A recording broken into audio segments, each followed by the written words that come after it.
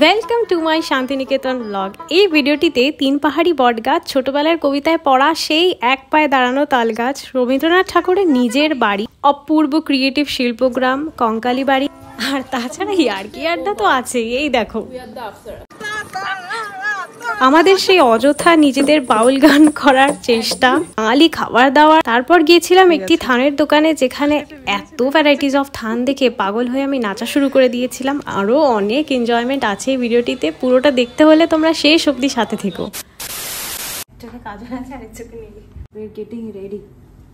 আর কালকে খুব রোদ ছিল, আজকে রোদ থাকবে, বাট আজকে আমরা একটা জোশ নিয়ে বেরোচ্ছি যে আমাদের আজকে ঘুরতে যেহেতু এসেছি আমাদের কভার করতেই হবে না, because we don't have any other way out. Okay okay Rani Rashmoni, এই ফার্স্ট মনে হয় ওকে বের করে দিচ্ছে। কি ফার্স্ট? যে কি কপাল পেয়েছো আজকে যে ও তোমার পিনুনি করে দিচ্ছে। ওরা রেডি হচ্ছে, তাই আমি আলাদা করে একটু ওয়াশরুমে এসেছি, ওয়াশরুমে এসে ভিডিও করছি। দেখো আমাকে কেরম লাগছে শাড়ি পরে, কমেন্ট করে নিশ্চয়ই জানিও। উই আর অলমোস্ট রেডি, মানে আমি রেডি হয়ে গেছি and they are still getting ready.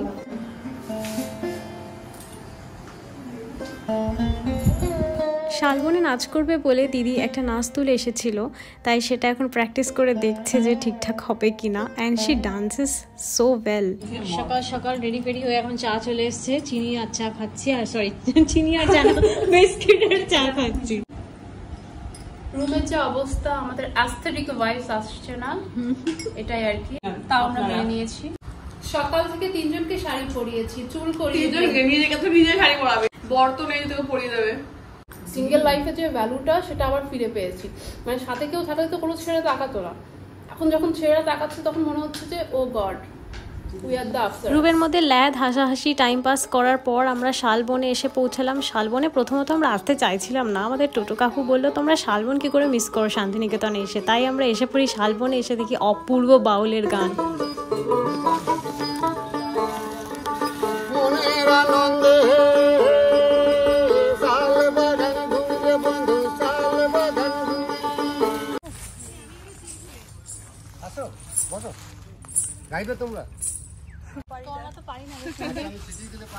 আমরাও চাইছিলাম সে আমাদের ডাকুক, তাই সামনেই ঘুরে ঘুরে ফটোশুটগুলো করছিলাম, দূরে যাইনি। ফাইনালি আমাদের মনের কথা পূরণ হলো, সে আমাদের ডাকলো। আমরা অযথা বসে বাউল গান করার চেষ্টা করলাম, কিছুই পারি না তাও। অ্যান্ড জিনিসটা খুব হাস্যকর হলো, বাট স্টিল এনজয়েড আ লট, একটা মেমোরি থাকলো আর কি। এটা হচ্ছে কোপাই রিভার। আমি যখন এসেছিলাম যথেষ্ট সুন্দর ছিল, বাট এখন এটা খাল হয়ে গেছে। খাল হয়ে গেছে না বিল হয়ে গেছে, ছোট নদী চলে আগে বাকে, বৈশাখ মাসে তার হাঁটু জল থাকে। अफसोस है हम लोगों को। This is the Kopai river.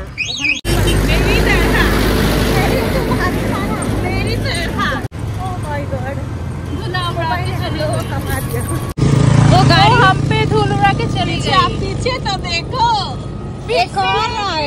धूल उड़ाई, बहुत बुरा लगा। पे धूल नहीं, हम पे फूल उड़ाने वाली है। हम धूल नहीं, फूल चाहिए।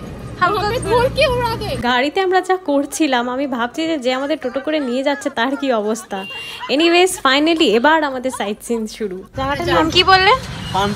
রবীন্দ্রনাথের বাবা দেবন্ন ঠাকুর যে ছিলেন, উনি যে পাটকুমোটা পান্থশালা করেছেন, ছলা গুড় জল খেতে দিতে নেই।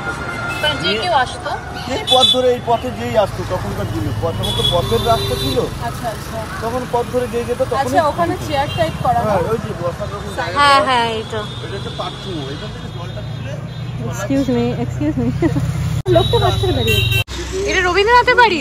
যখন শান্তিনিকেতন বাড়িটা রবীন্দ্রনাথের বাবা দেবন্ন ঠাকুর যেটা তৈরি করেছিলেন, শান্তিনিকেতন বাড়ি থেকে জমিদারদের জন্য দু একজনের জন্য শান্তি পাওয়ার জন্য ওই বাড়িতে আসতেন শান্তিনিকেতন বাড়িটা, তখন উনি ওই বাড়িতে রুম পাননি, তার জন্য উনি নতুন করে একটা বাড়ি করেছিলেন এই বাড়িতে। এই টালির বাড়িতে উনি 15 বছর বাস করেছিলেন। এই নতুন বাড়িতে বাস করার পরে উনি ঠাকুর বাড়িতে গিয়েছিলেন। এইখানে যখন মৃণালী দেবী বিয়ে করেছিলেন, 14 বছর বয়সে মৃণালী দেবীকে বিয়ে করেছিলেন, 28 বছর বয়সে মারা গেছিলেন, 4-5টা ছেলে মেয়েকে জন্ম দিয়ে। মেয়েরা পরপর তারপরে মারা গেছিলেন। খুব কাছে থেকে রবীন্দ্রনাথ নিজের ছেলে মেয়ের মৃত্যু দেখেছিলেন। দিস ইজ কল্ড তিন পাহাড়ি বটগাছ। এই যে আমাদের তিন পাহাড়ি বটগাছ, ব্যাস চলে এসেছি। यहाँ पे बहुत हेल्दी डाब है। 50 মালাই হবে, একদম পাতলা মালাই। কিন্তু একদম পাতলা মালাই দেখে দিও। अरे डाब नानू बहुत मीठा है, इतना मीठा कि मीठा भी शर्मा जाए। ये सब गाछ छाड़िए उकी मारे आकाशे ताल बम ताल झाड़ी बाड़ीते এই সেই এক পায়ে দাঁড়িয়ে তাল গাছ। যেটা আমার বর মানে ইন ফিউচার হাজবেন্ড আমার নামে করে দেবে, আমি মরার পর না, মরার পর দেখা গেল আমার নামে করে আরেকজনকে নিয়ে দুলছে। হ্যাঁ, এটা করা যাবে না। এটা হচ্ছে আমরা চলে এসেছি সৃজনী শিল্পগ্রাম। শিল্পগ্রামে ঢুকে মনে হচ্ছে হ্যাঁ এটা আমার জায়গা, মানে শিল্পীদের জায়গা। এত সুন্দর করে মেনটেন করা, আর সবই কিন্তু এখানে হাতের কাজ, ক্রাফট করে পেন্টিং করে রাখা হয়েছে। So beautiful. ছোটবেলায় সেই স্কুলে আর্ট অ্যান্ড ক্রাফটের যে ফেস্টগুলো হতো স্কুলে, সেগুলোর কথা একদম মনে পড়ে যাচ্ছে। এইটা হচ্ছে গোলাপ বাগ। এখানে ভাগ করে করে জায়গার আলাদা আলাদা নাম দেওয়া আছে, যেরকম গোলাপ বাগ, পুতুল ঘর, আরও অনেক জায়গার নাম আছে। যত আমরা ভেতরটা এক্সপ্লোর করব শিল্পগ্রামে তত জানতে পারবো, তাই পুরোটা কিন্তু তোমরা দেখতে থেকো। সো বিউটিফুল, এত সুন্দর। Get this yellow one And the orange টা, oh my god, oh wow, কি দারুণ। এখানে স্কাল্পচার্স গুলো এত সুন্দর, oh my god, for someone like me again। আমি 2021 একবার এসেছিলাম শান্তিনিকেতনে, তখন আমি কাজে এসেছিলাম, তাই আমার সবকিছু দেখা হয়নি, বাট এইবারটা দেখছি সবকিছু, এন্ড আমার মন জুড়িয়ে যাচ্ছে অনেস্টলি স্পিকিং। তো intricate. Santiniketan indeed is the place of art।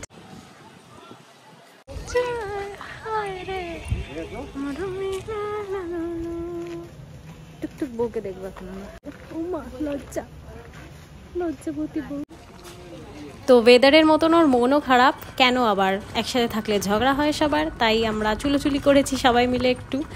তাই ভাবলাম ভগবান আজকে আমাদের সাথ দিয়েছে, নইলে হয়তো আমাদের শান্তি ট্যুরটা ফ্লপ যেত। তো ভুতুরে শুনেছিলাম, অটোওয়ালাও আমাদের বললো বর্তমানে কিন্তু এটা ভুতুরে রাজবাড়ি হিসেবেই ঘোষিত, তবে এই রাজবাড়িটার নাম হচ্ছে সুরুল রাজবাড়ি। এখানে খুব কম ট্যুরিস্ট আসে, বিকজ এরকম একটা নর্ম আছে। আমরা ভিতরে সাহস করে একটু গিয়ে দেখলাম, অ্যান্ড তাড়াতাড়ি করে ভয়ে প্রাণ বাঁচানোর জন্য বাইরে চলে এসেছি। অ্যাট লাস্ট এত ঘোরাফেরার পরে স্টিল অনেক স্পট বাকি, বাট ইন বিটুইন আমরা লাঞ্চ করতে এসেছি। টায়ার ডিম, এগুলো হচ্ছে অ্যাকচুয়ালি ভেজ থালি, আর ওখানে উই হ্যাভ অর্ডার্ড গলদা চিংড়ি আর ইলিশ মাছ, বাস। অ্যান্ড দ্য মেইন খেলোয়াড় কোকাকোলা। আমরা আবার বেরোলাম, আমাদের একটা কঙ্কালি বাড়ি বলে ওটা কভার করা হয়েছিল না, তো আমরা এসে ফ্রেশ হয়ে ওটা করলাম, আর শাড়ি পরে আর হচ্ছিল না আমাদের দ্বারা, তাই ব্যাক টু আওয়ার ফর্ম হয়ে গেলাম। ও চেঞ্জ করে নিয়েছে, বাট দিদির এত energy, she is on and on. তো আমরা চলে আসলাম, আমি এখানে হোলসেলে ফ্যাব্রিক নিতে এসেছিলাম। জানি শান্তিনিকেতনে খুব ভালো কটন ফ্যাব্রিক্স পাওয়া যায়, একটা ভেরি লো হোলসেল রেট, তাই এখানে এসেছিলাম। ওপরে নাকি এদের একটা ইউনিটও আছে যেখানে এরা হোলসেল প্রাইসে কুর্তি, পাঞ্জাবি, এসব শাড়ি এসব সেল করে, তাই ওপরে গিয়ে ওরা একবার দেখলো। হচ্ছে হোলসেল থানের জায়গা। ও মাই গুডনেস, কোনটা ছেড়ে কোনটা নেই, বাট আনফর্চুনেটলি আমার তো আর ব্র্যান্ড নেই যে আমি থানের জামা কিনেবো, আই মিন থানের কাপড় নেবো। আমি দেখার পর মাথা খারাপ হয়ে গেছে। একটু নেচে নে ডিম, একটু নেচে নে, নেচে নে, নেচে নে।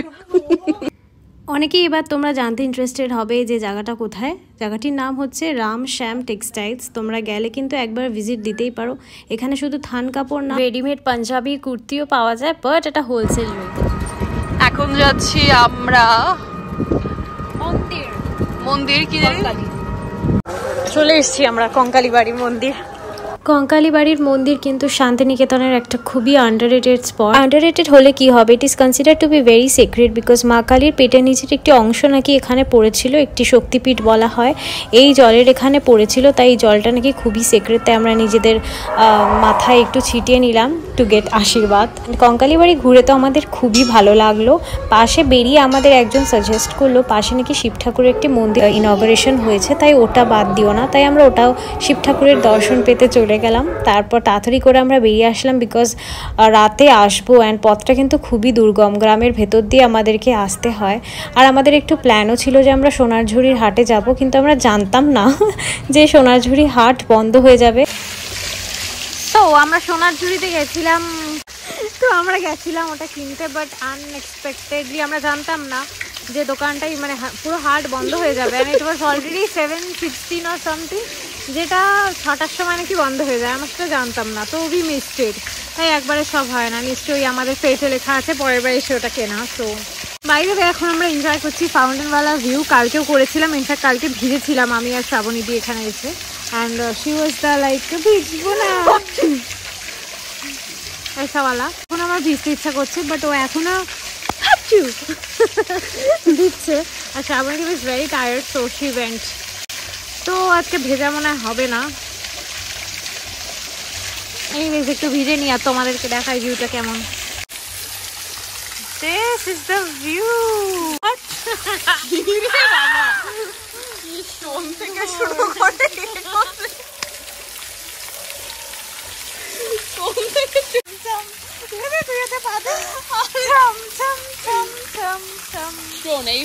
কালকে আমাদের 6:10 বাস আছে, তো এখান থেকে 1 ঘন্টা আগে লিস্ট বেরোতে হবে, তাই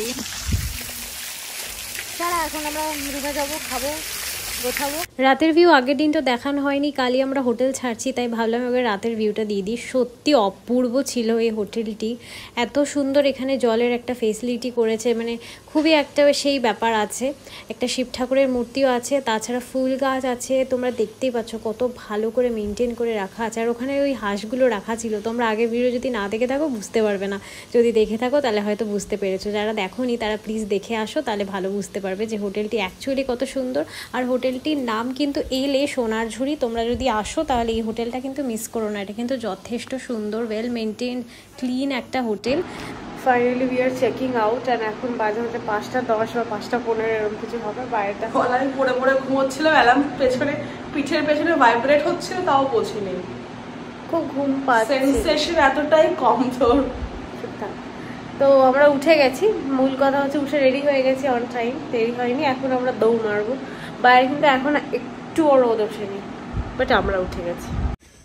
সো বাইরের অবস্থা কিছুটা হচ্ছে এরকম, যেটুকু তোমরা আলো দেখছো সব বিকজ অফ দ্য লাইট, এখানে যে লাইটগুলো যাচ্ছে। আমি যেটা দেখছি কিন্তু একদম অন্ধকার, ওই যে ওখানে রিসেপশনের ওখানে কি আমাদের বিলিং করার প্রসিডিওর করা হচ্ছে, অ্যান্ড ভোরের দৃশ্যটা তোমরা একটু দেখে নাও, মানে হাঁস থাকে বাট হাঁসটাকে তুলে দেওয়া হয়েছে।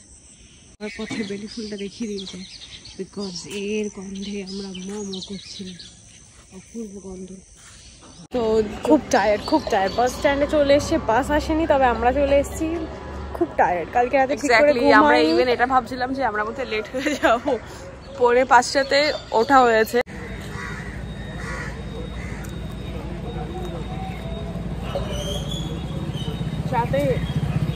চাটাও কি মিষ্টি করেছে,